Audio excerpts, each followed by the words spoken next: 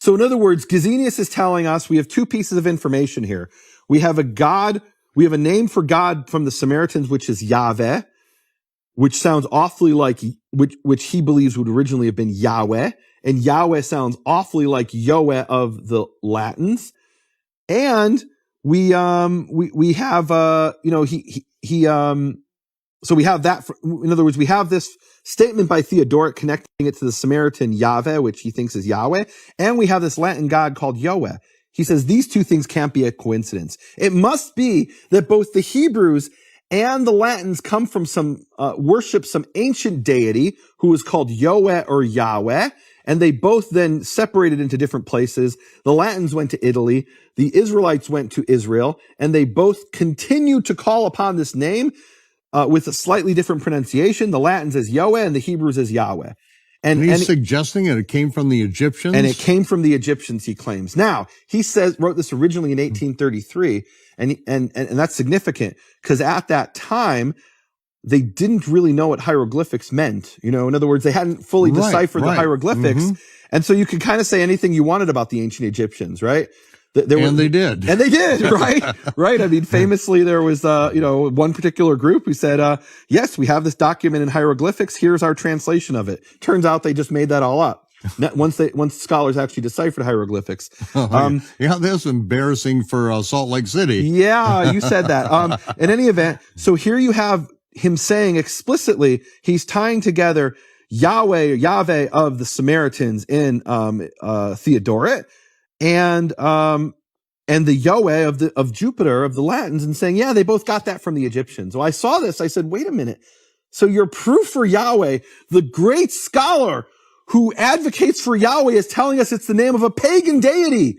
And it's the name of some Egyptian deity that both the Latins and the Hebrews worship. Well, first of all, it's the name of a pagan deity. Then it doesn't mean he was, he is, and he is to come. Right. And he claims it doesn't mean that because he bases it on a Hebrew form that is, I won't get into too complicated stuff, but it's the He-Fil form. And the name Yehovah, which comes from Hayahoveh Hieh, comes from the Kal form. It's a different form of the verb. And the name Yehovah can mean he was, he is, he is to come. Yahweh can't mean that. It doesn't have that meaning. Mm-hmm. The actual meaning of Yahweh is unclear as well, if it means anything. And why is it unclear? Because they believed it came from some Egyptian deity, so it isn't even Hebrew. I was actually just at the SBL conference in Society of Biblical Literature, and this woman gave a lecture, and she says, this isn't a Hebrew name. This is an ancient pagan name. Today, in this century, people are still saying the same thing. This was in November 2017. A serious scholar was giving a paper saying this is the name of a pagan deity that transferred from other languages eventually into Hebrew. And if you want to know the name of the meaning of the word, don't look in Hebrew. Look at these other pagan languages. So what he was saying back then in 1833, what Gesenius was saying is still being advocated by people today. Now, Michael, when I heard this, some people make fun of me. They say that I'm really liberal because, look, I say if you want to call him Yahweh, call him Yahweh. And I still say that. But at least know what the background of Yahweh is and where it comes from. Now, the God of Israel, I believe, is far more merciful than we are. And so, I don't want people to hear this and say, oh no, I've been praying to the wrong God. You haven't been praying to the wrong God. You were doing the best you could with what you had, but now you've got better information and you should be convicted by that. You need to follow the truth when you discover it.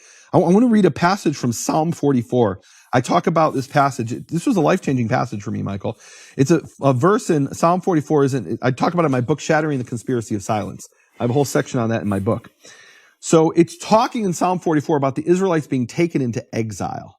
If you read the whole context here, they're taken into exile. They're captives in a foreign land.